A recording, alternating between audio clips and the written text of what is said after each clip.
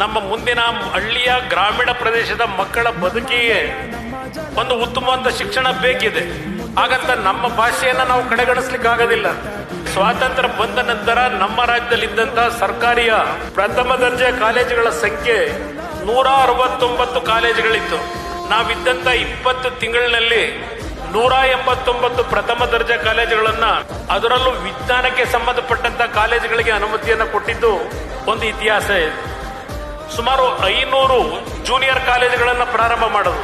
ಬಹುಶಃ ಮಂಡ್ಯ ಜಿಲ್ಲೆಯಲ್ಲೇ ಸುಮಾರು 15-20 ಕಾಲೇಜುಗಳನ್ನು ಮಾಡಿದ್ದೇವೆ.